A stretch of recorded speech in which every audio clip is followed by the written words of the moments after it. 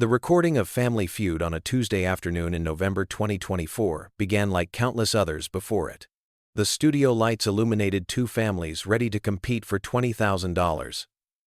The audience settled into their seats with anticipation, and Steve Harvey took his position with his characteristic confidence. Yet within the next hour, this ordinary taping would transform into an extraordinary testament to maternal sacrifice and the lengths to which a mother will go to secure her children's future. Standing at the left podium was the Thompson family from Detroit, Michigan. At the center stood Angela Thompson, a 34-year-old single mother whose appearance suggested careful preparation despite limited means. Her clothing was immaculate, though clearly not new. Her hair styled with precision that spoke of doing it herself rather than visiting a salon, and her posture carried both exhaustion and determination in equal measure. Beside her stood her sister, two cousins, and her eldest child, 16-year-old Marcus, who kept glancing at his mother with a mixture of pride and concern that would soon make devastating sense. The competing Rodriguez family from Phoenix brought their own energy to the stage. But this story would not ultimately be about competition. It would become a profound exploration of what happens when desperation meets opportunity, when private struggles become public testimony, and when a game show transforms into a platform for revealing the hidden crises facing working families across America. Angela Thompson's journey to the Family Feud stage had begun 18 months earlier with a diagnosis that shattered her carefully maintained stability. Her youngest child, 8-year-old Destiny, had been diagnosed with a rare autoimmune condition that required specialized treatment, not fully covered by her insurance from her job as a night shift warehouse supervisor. The medical bills had accumulated with ruthless efficiency, each envelope adding weight to a burden that was becoming impossible to bear. The statistics were stark in their simplicity. Angela earned $42,000 annually, a figure that placed her above the poverty line but below the threshold for most assistance programs. She was part of what economists called the working poor, those who earned too much to qualify for help but too little to handle a medical crisis. Her budget, already stretched to cover rent, utilities, food, and basic necessities for her 3 children, could not absorb the additional $2,400 monthly for Destiny's medications and treatments. The Family Feud application had been submitted 6 months prior, during a particularly dark period when Angela had sold her car to pay for a critical treatment session. Her sister, Denise, had helped her record the submission video at 2 in the morning, the only time Angela was home from her warehouse job, and her children were asleep. In the video, Angela had simply stated that her family loved watching the show together and thought they would be good contestants. She had not mentioned the medical bills, the sold car, the skipped meals, or the second job she had taken cleaning offices on weekends. When the show's producers called to inform them they had been selected, Angela had cried for the first time in months. Not from joy, though she expressed that to the producers, but from relief at the possibility, however slim, of winning money that could provide a few months' breathing room in their ongoing battle against financial drowning. She had used her last credit card to purchase gas for the borrowed van that brought them to Los Angeles, telling her children it was an adventure while calculating whether they had enough for food during the trip. The preparation for the show had become a family project that served dual purposes. While they practiced potential survey questions, it distracted the children from the reality of their situation. Marcus, old enough to understand their financial crisis, had thrown himself into researching common Family Feud answers, creating flashcards from library computers because their internet had been disconnected 3 months prior. Destiny, despite her illness, had insisted on participating, her enthusiasm undimmed by the fatigue that accompanied her condition. The game began with standard energy, both families engaging competitively but warmly. Angela proved herself a capable player, her answers reflecting both intelligence and the kind of practical knowledge that comes from navigating life's challenges. When Steve Harvey asked her about her family during the introduction segment, she had smiled and given a response that was truthful without being revealing, mentioning that she was raising 3 wonderful children and working hard to give them good lives. The moment of transformation came during the 3rd round. The question was, name something a parent gives up for their children. Angela had buzzed in first, and without hesitation, answered, everything. The answer was not on the board. According to game rules, This should have simply passed control to the Rodriguez family. But something in the way Angela had said the word, the weight it carried, the slight crack in her voice, made Steve Harvey pause.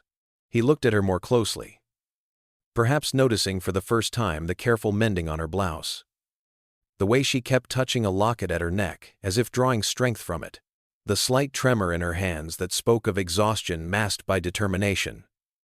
"Everything," he repeated. Not as a question, but as recognition. "You said everything." Angela nodded, attempting to maintain her composure, but tears had begun to form in her eyes. "Yes, Mr. Harvey. Everything. But gladly. Always gladly." The studio atmosphere shifted perceptibly. Steve Harvey, whose ability to read people had been honed through decades of performance and personal struggle, made a decision that would alter the trajectory of the show. "Angela, tell me about everything." Angela looked at her family members, seeking permission or perhaps strength. Her sister Denise reached over and squeezed her hand. Marcus, her teenage son, nodded with a maturity beyond his years. And Angela began to speak, her voice quiet but clear, each word carrying the weight of months of silent struggle. She explained Destiny's diagnosis, the autoimmune condition that attacked her daughter's body with unpredictable severity.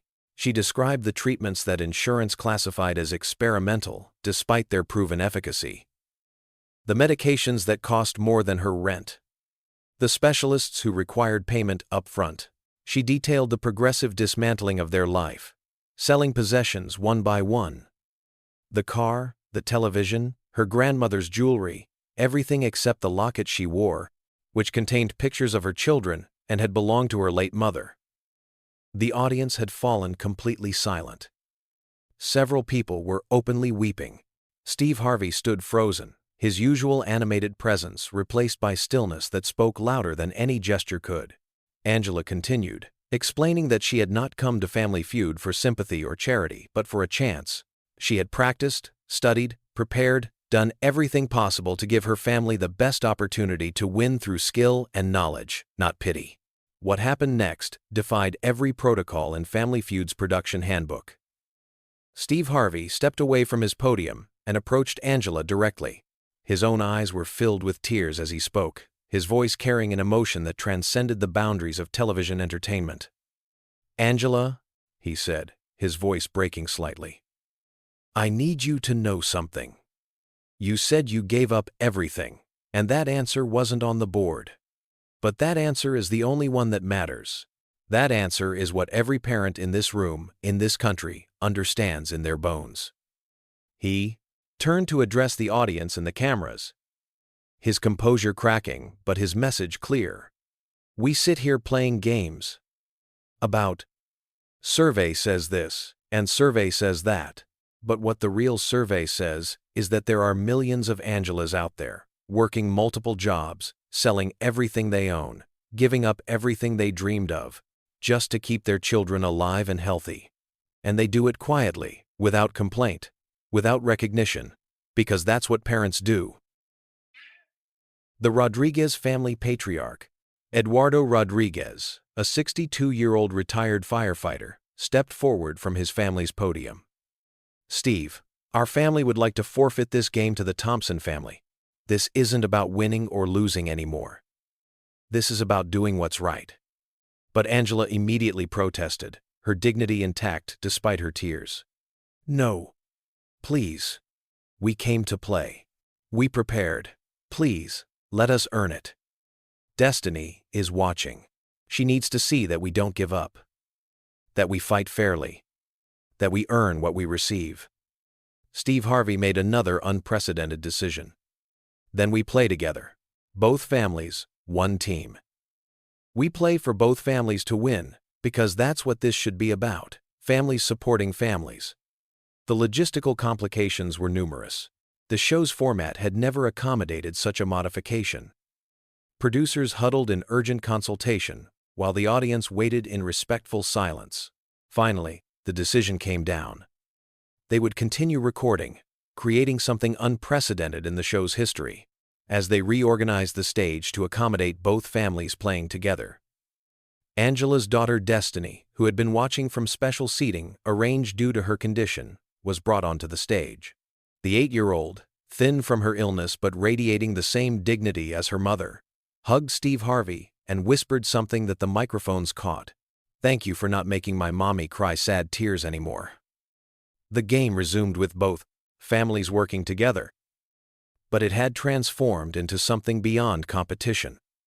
Each answer became a collaboration, with the Rodriguezes and Thompsons conferring and supporting each other. When they needed to name something that makes you feel rich, even when you're poor, it was Eduardo Rodriguez who answered family while looking directly at Angela. The answer was number 1 on the board. The unity between the families created moments of profound beauty. When the survey asked for something that gets stronger when it's tested, Marcus Thompson answered love, which earned 32 points. When asked what's something you can't put a price on, Destiny, despite her weakness, clearly answered my mom, which, while not on the board, earned a standing ovation from everyone present. During the Fast Money round, Steve Harvey made another extraordinary announcement.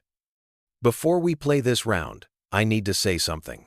The Steve and Marjorie Harvey Foundation will be covering all of Destiny's medical expenses for the next year, regardless of what happens in this game." Angela collapsed to her knees on the stage, overwhelmed by the first real relief she had experienced in 18 months. Her children surrounded her, creating a protective circle of love that transcended anything that could be captured by television cameras. The Rodriguez family joined them, and for several minutes, the stage held not contestants, but a community united in recognition of struggle and survival.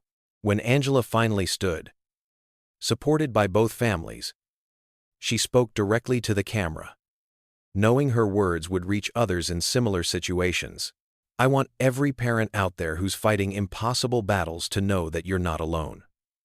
I want everyone who's choosing between medicine and rent to know that your struggle is seen. I want everyone who's working multiple jobs and still falling behind to know that it's not your fault. The system is broken, but we are not." The Fast Money round proceeded with Angela and Eduardo Rodriguez playing together. Their combined score exceeded the necessary 200 points, securing $20,000 that would be split between the families. But the monetary prize had become almost secondary to what had occurred on that stage. Steve Harvey announced that this episode would air as a special presentation, with additional footage showing the complete interaction between the families. He also revealed that the show would be establishing an emergency fund for families facing medical crises. Inspired by Angela's courage in sharing her story, the episodes airing 3 weeks later created an immediate and overwhelming response that exceeded anything in Family Feud's history. Within hours, Angela Thompson's name was trending across social media platforms, not as a game show contestant, but as a symbol of the medical debt crisis facing American families. The hashtag #EverythingForOurChildren became a rallying cry for parents sharing their own stories of sacrifice and struggle. The immediate practical impact for the Thompson family was transformative. Beyond the game show winnings and Steve Harvey's commitment to covering Destiny's medical expenses, donations poured in from viewers across the country. A GoFundMe page, established by a viewer who had been moved by the episode, raised over $300,000 in the first week. But Angela, true to her character, insisted that once Destiny's immediate medical needs were secured, additional funds should go to other families facing similar crises. This decision led to the creation of the Destiny Thompson Fund, a nonprofit organization dedicated to helping families navigate the gap between insurance coverage and medical necessity. Angela, while continuing her warehouse job to maintain stability and insurance, became an advocate for healthcare reform, speaking at congressional hearings about the reality of medical debt for working families. Her testimony, always delivered with the same quiet dignity she had shown on Family Feud, helped influence policy discussions about healthcare accessibility and affordability. The Rodriguez family, profoundly affected by their experience with the Thompsons, became active partners in the fund's mission. Eduardo Rodriguez used his retirement to volunteer as a fund coordinator, helping families navigate the complex bureaucracy of medical systems and insurance claims. His experience as a first responder gave him insights into emergency medical situations, while his partnership with Angela provided credibility and demonstrated that the crisis crossed all demographic boundaries. Marcus Thompson, Angela's eldest son, emerged as an unexpected voice in the youth advocacy movement. His essay about watching his mother sacrifice everything while maintaining dignity was published in several major publications and became required reading in numerous high school sociology courses. He spoke at schools about the impact of medical debt on children, the pressure of watching parents struggle, and the importance of systemic change rather than relying on charitable interventions. The impact on Family Feud itself was substantial and lasting. The show instituted what became known as the Thompson Protocol, a recognition that sometimes the show's platform could serve purposes beyond entertainment. They established a permanent fund for families facing extraordinary circumstances and began featuring special episodes that highlighted various social issues while maintaining the show's family-friendly format. Steve Harvey often said that meeting Angela Thompson had reminded him of his own mother's struggles and the responsibility that came with his platform. Medical professionals also took notice of the episode's impact. Several prominent physicians used Angela's story to illustrate the human cost of America's healthcare system. Dr. Sarah Chen, a pediatric immunologist who had not been involved in Destiny's care but who specialized in similar conditions, wrote an influential article about how many of her patients faced identical challenges. She noted that the medications Destiny needed were standard treatments in countries with universal health care but remained financially devastating for American families without comprehensive insurance. The episode reached academic circles as well, becoming a case study in multiple disciplines. Sociology professors used it to discuss the intersection of media, poverty, and healthcare. Economics courses analyzed it as an example of market failure in essential services. Media studies programs examined how reality television could serve as a platform for social commentary. Public health researchers cited it as evidence of the need for comprehensive healthcare reform. 6 months after the episode aired, Angela was invited to testify before Congress about the medical debt crisis. Her testimony, delivered with the same clarity and dignity she had shown on Family Feud, included specific policy recommendations developed in consultation with healthcare advocates and economists. She spoke about the impossible choices facing families, the way medical debt perpetuated cycles of poverty, and the need for systemic rather than charitable solutions. The testimony's impact was amplified by the presence of several other Family Feud families who had faced similar crises. Steve Harvey accompanied them, using his celebrity to ensure media attention remained focused on the issue. Together, they presented not just individual stories, but evidence of a widespread crisis affecting millions of American families. Corporate responses followed the public attention. Several major companies announced programs to assist employees facing medical crises, citing Angela's story as inspiration. A pharmaceutical company that manufactured one of Destiny's medications announced a program to provide the drug at cost to families below certain income thresholds. While critics noted these were small steps in addressing a systemic problem, they represented progress initiated by one family's courage to speak truth on national television. The Thompson family story also influenced popular culture beyond the immediate response. Television writers incorporated similar storylines into their programs, always with acknowledgement of the real family that had inspired them. A documentary filmmaker began work on a comprehensive examination of medical debt in America, with Angela's story serving as the central narrative thread connecting various families' experiences. Educational initiatives emerged from the attention the episode generated. Several medical schools incorporated Angela's testimony into their curricula, using it to teach future doctors about the financial realities their patients faced. Business schools analyzed the case as an example of market failure and corporate social responsibility.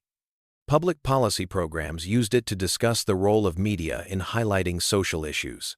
1 year after the episode, Destiny's health had significantly improved thanks to consistent access to treatment. The stability provided by covered medical expenses allowed the family to focus on recovery rather than survival. Angela was able to leave her second job, spending more time with her children and becoming more involved in advocacy work. The transformation in their circumstances illustrated what was possible when families weren't forced to choose between health and financial survival. The anniversary of the episode was marked by a special Family Feud reunion show that brought together multiple families who had faced medical crises. The program served as both a celebration of progress and a reminder of ongoing challenges. Angela spoke about the thousands of families who had reached out to her, sharing their own stories of medical debt and sacrifice. She emphasized that while her family's situation had improved, the systemic issues remained. Steve Harvey used the anniversary to announce an expansion of the Foundation's Medical Crisis Fund, including partnerships with major hospitals to provide free or reduced-cost care for families in crisis. He spoke about how Angela's courage in revealing her truth had created a movement, transforming a game show moment into a catalyst for social change. The long-term impact on the Thompson children was profound but complex. Destiny, whose health continued to improve, became an advocate for other children with chronic illnesses, speaking at pediatric hospitals about maintaining hope during treatment. Marcus pursued pre-medical studies, inspired to become a doctor who understood the financial realities facing patients. The middle child, Jasmine, who had been quiet during the show, emerged as a writer, documenting their family's journey and its aftermath.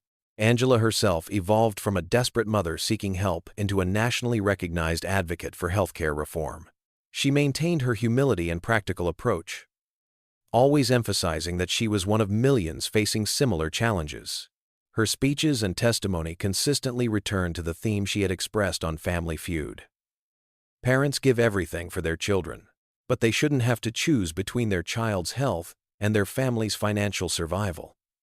The relationship between the Thompson and Rodriguez families continued long after the cameras stopped rolling. They became extended family, spending holidays together and supporting each other through various challenges.